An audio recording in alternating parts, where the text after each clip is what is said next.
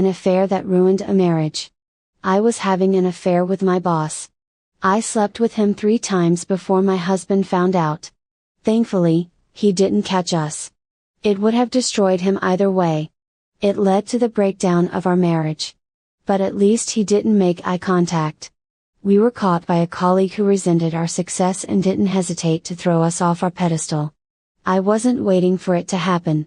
My therapist finally made me realize that nothing happens for nothing. You make choices every day of your life. From that moment on, I made a conscious effort to choose better. She taught me that a person makes choices whether they realize it or not, so I had an affair. I'd like to say I was drunk or drugged, but the first time I had 3 glasses of wine that evening, he was very handsome and we flirted lightly for almost a year. It just happened, we were on the same team and often worked on projects together, so we joked about being work spouses to our other halves when we were all together. Everyone laughed. My husband was fine with it, as the official work husband. I'm taking on the cost of her shoe fetish. His wife got into an altercation with us. I'm passing on the training on how to leave the toilet seat down. We expect regular progress reports. We all laughed and hugged before leaving the party. My husband told me how much he liked them on the way home. Maybe we should invite them into our circle. They had just moved here and were eager to. We made friends and spent many pleasant evenings with them and our other friends, who accepted them unconditionally. I won't go into details about appearances, such as how big my breasts were or how well he was toned. It really doesn't matter. We were young, fit, and quite attractive, and that's it. I'm not talking about sex. My husband was in his 30s, and the oldest of us was in his early 30s. I had a good job. I got it right out of college and was moving up in the ranks. I had several promotions over the years. The owner was in his 70s. He often told me that I was just the kind of daughter he wished he had. I became a team leader, which meant I had to take an average of 1 night off every 2 months. I didn't like it, but my husband said it was no big deal. I would leave on Thursday morning, spend the afternoon and next morning in meetings, and usually get home by 4. When I got home, we usually made love like we hadn't seen each other in weeks. But as it became routine, things cooled down. It wasn't that we were bored with each other, we were young and enjoyed making love an average of 3 or 4 times a week. Sometimes, if we were really busy, it might be once a week. But as soon as we had the chance, we tried to catch up. We dated for 8 months and were together for almost a year before we got married. After we got married, we were together for another 3.5 years as a married couple. We had dinner together and drank a bottle of wine. We were both wound up, so we ended up talking about how much we missed our spouses and some future activities we were planning together as couples. We agreed that when we were as wound up as we were now with our spouses, it was I remember it being said, but I can't remember who said it. It was either me or him. It then progressed to light flirting and minor touching. He joked that, as work spouses, we should exercise the privilege of our actual spouses. I'll admit it, he was handsome and always found the right words, which made him invaluable to my team. We managed to get the wine, but eventually retired to our rooms alone. I was thinking about him lying and I was in bed touching myself, using him as a fantasy when there was a knock on my door. I threw on my robe, opened the door and saw him standing there with a bottle of wine and 2 glasses. We finished the first glass and started kissing. We ended up on my bed having sex. Neither of us lasted long, but we lay there cuddling and nuzzling each other until it was time for round 2. He left at 3 a.m. At 7 a.m., I was back in bed and asleep in no time. I felt like I was choking, literally gulping for air. I cheated on my husband, shoved my vows into a dark corner of my mind and had sex like an animal. I probably took the longest shower of my life trying to wash away what I'd done. He was depressed too. He barely met my gaze during our morning round of meetings. We were pretty ineffective that day. We didn't even sit together on the plane ride home. We danced around each other for 2 weeks before he walked into my office and closed the door. We talked for 45 minutes. He apologized for approaching me, and I apologized for accepting his offer. We agreed that this would be a one-time thing. We kept it to ourselves and took that secret to the grave. It went on for 6 months. I thought we'd put the past behind us.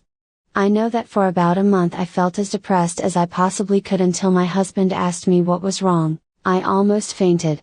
I came to my senses and told him it was work. Technically, it wasn't a lie, but I'd resolved it and the problem was in the past. He frowned and then almost broke my heart.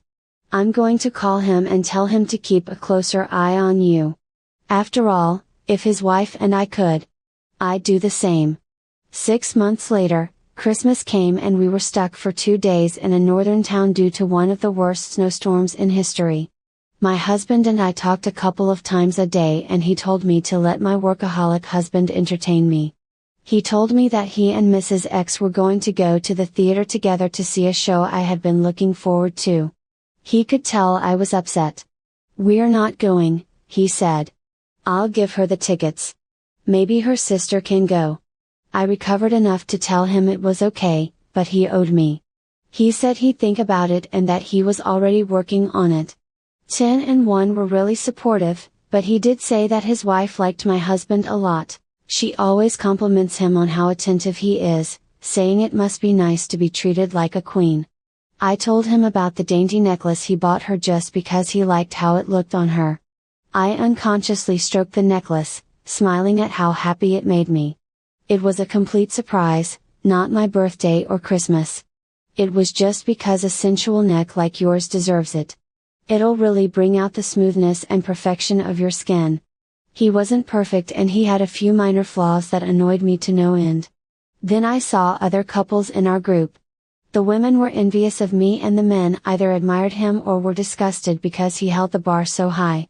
Then I would just smile and squeeze his hand a little tighter. We ended up getting drunk and making love for 2 days.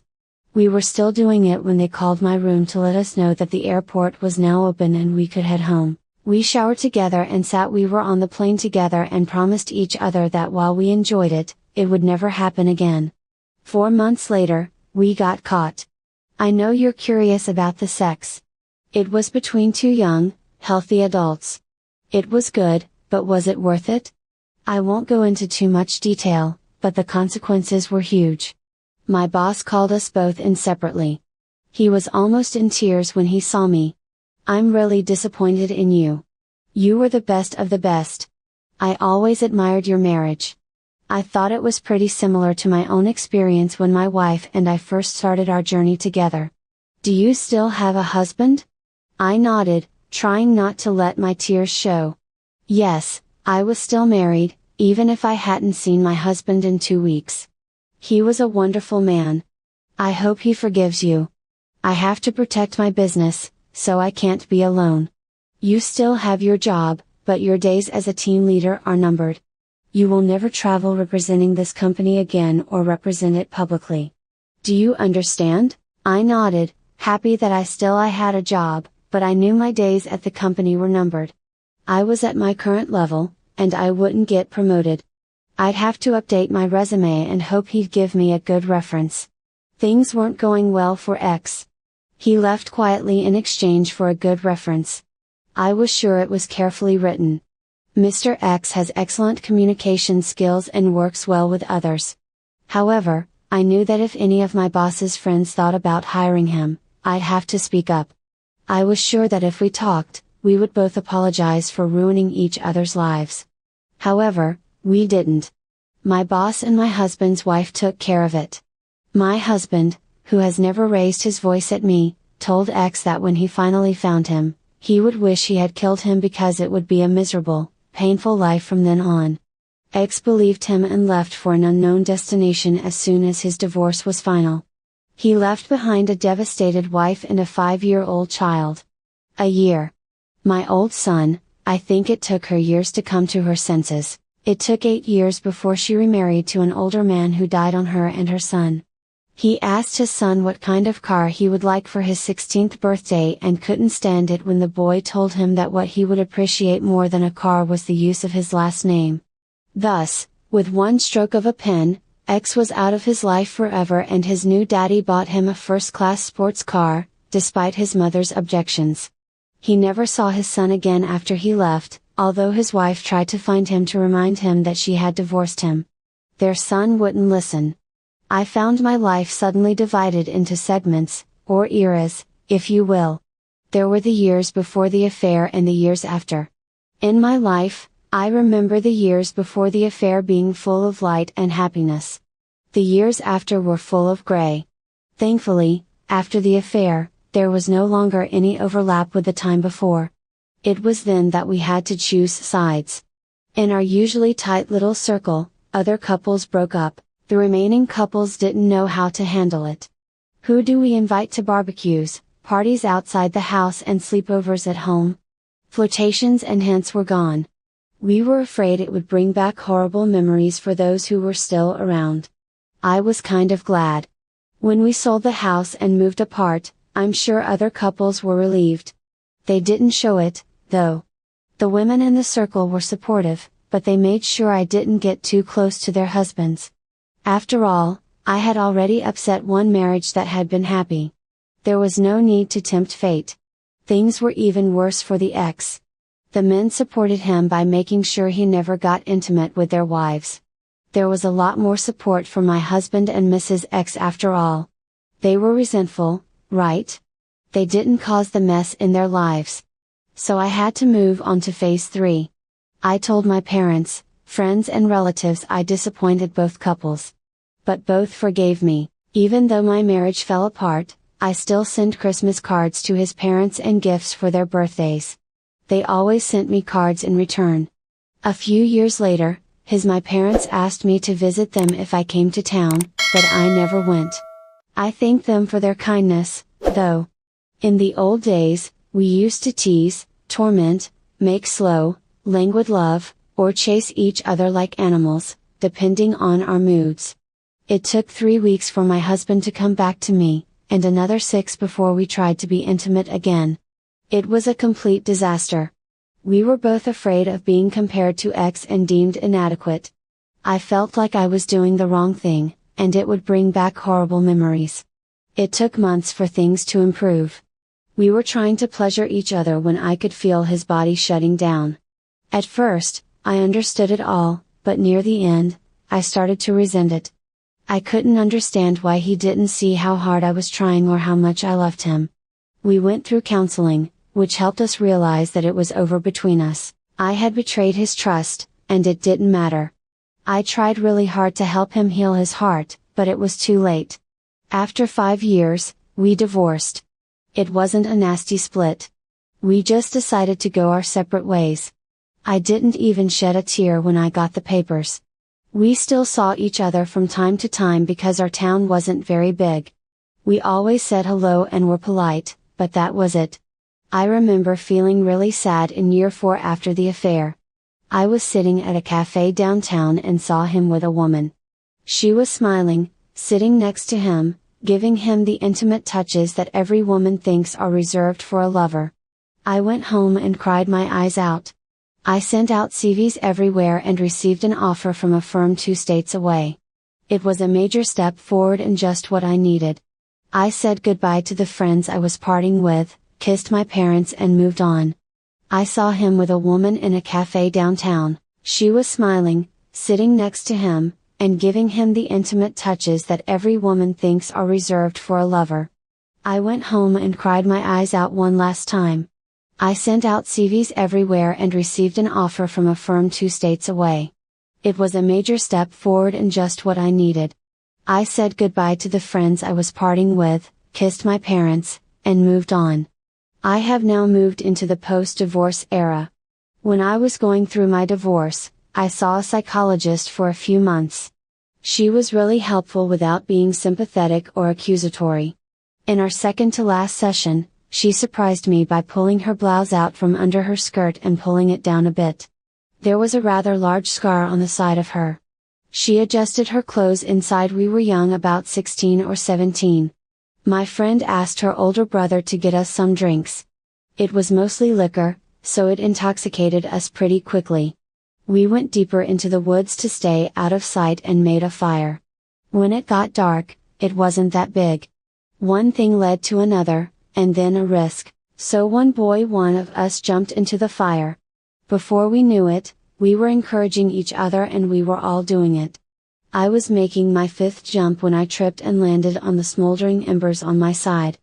I was in the hospital for 3 weeks and that scar will never go away. After I got my degree, I realized it was a conscious decision I made to jump over the fire. The more I kept doing it until it became easier and I became more careless. That scar is my cost. The point I'm trying to make is that you made a conscious decision to have sex with a man outside of marriage. When you realized you could get away with it, you did it again and again until you got caught. She was quiet for a moment before she repeated herself, saying, "You did it over and over until you got careless and got caught." Do you understand that you can't explain it away as a momentary situation? Your choice to continue meant that even though you jumped over the fire several times and felt safe, you eventually tripped and fell. The scars you carry are on the inside, and they'll never go away completely, but they'll get smaller over time. Next time you have to make a choice, remember to scratch your scars. I thought about it a lot over the next week before I realized she was right. I could blame it on X. He showed up at my door, but he didn't forcefully barge in. Everything that happened once the door closed behind him was. It was a mutual decision, just like the subsequent times that followed. It was a simple decision on my part. So here I was, divorced for 4 years now. I'd heard from relatives that my husband had found someone new. They'd been married for a year and had a brand new son. I started dating about 6 months after the divorce, but there was no spark with either of them. I'll admit that I took one of them to bed with me on occasion just to fulfill my needs. Right after the last one left, I was lying in my bed looking back at my life and realized that I had to let go of the past if I wanted to ever be happy again. I stopped going to bars and started going to the gym. I also joined a few social activities. Once I was fit enough, I took part in 5K and 10K races. I never finished in the top 10, but I made a lot of friends. In particular, I got on well with a fellow runner. We trained together and then went out for coffee, lunch and dinner. We dated for 4 months before he let me into his bed. He was so attentive and caring that I cried. 4 months later, we were doing well and he suggested we take our relationship to the next level. I wanted him to see me for who I was, both before and now. I told him I had been faithful to him since the first date and that I wouldn't make the same mistakes again. I didn't know that he'd been married before and divorced when he caught her having multiple affairs. He was convinced that once a cheater stays a cheater forever, and the relationship died.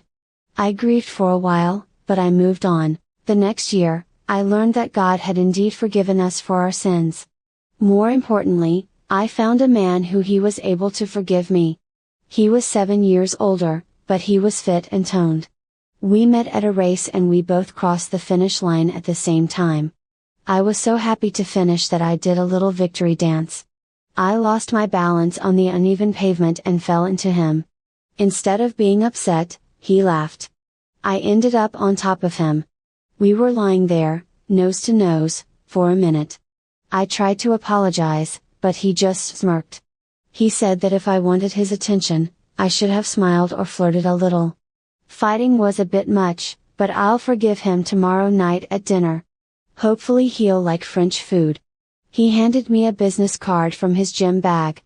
Give me a call and let me know what time is the most convenient time for you. It's a bit of an upscale place, so wear a nice dress. I was still trying to form coherent words when he cupped his hands around my face and kissed my cheek gently. Then he disappeared. My running buddies laughed hysterically. That didn't take long, did it?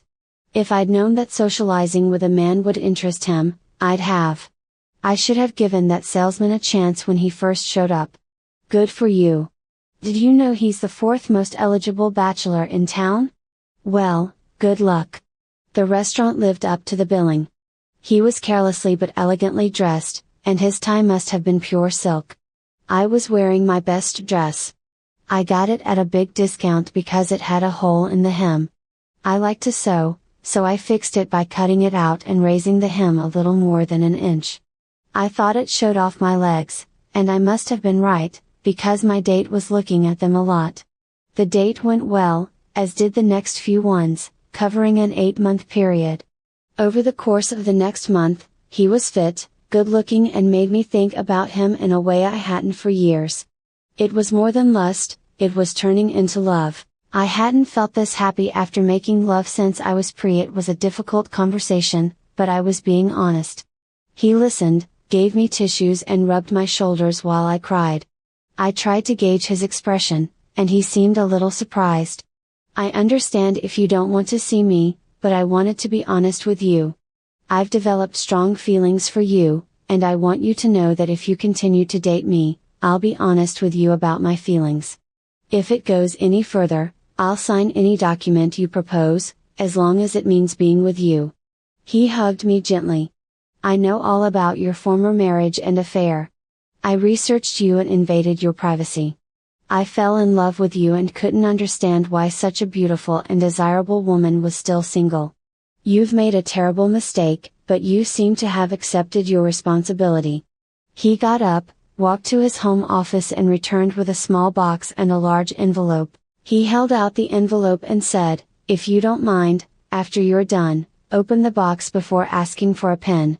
I reread the papers in the envelope twice, signed in all the allotted spaces and handed them back to him. I had just signed an agreement that said I had a 20-year probationary period, but if I met the requirements it would be cancelled at the end of the term. I had a probationary period of a year, but if I met the requirements, it would be cancelled at the end of the term. There was only one clause in the contract that I would be a faithful and devoted wife. I dropped the box on the coffee table twice before I opened it and cried as I slipped the ring on my finger. So I entered my era of supreme happiness. We lived happily ever after. I didn't deserve it, but I learned to live with it. Over the years, I made sure he knew I promised I'd never let him down. I recently went home for a reunion and ended up sitting with my ex and his wife. It was awkward at first, but it's been 15 years. Eventually, we had an open conversation. I apologized one last time, and he accepted it.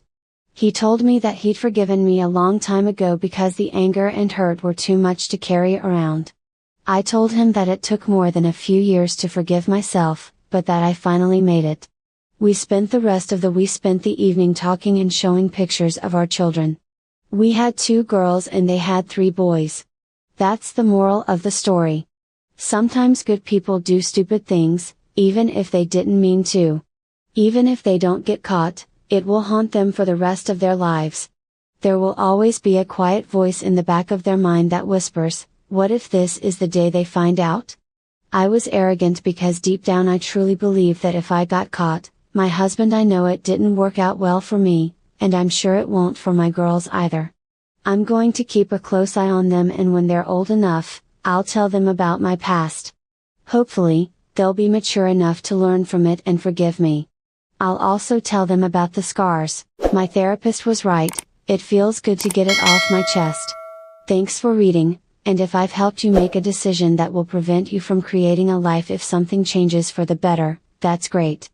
If not, well, that's on you. Think about how well you can handle the consequences. That's all there is to it.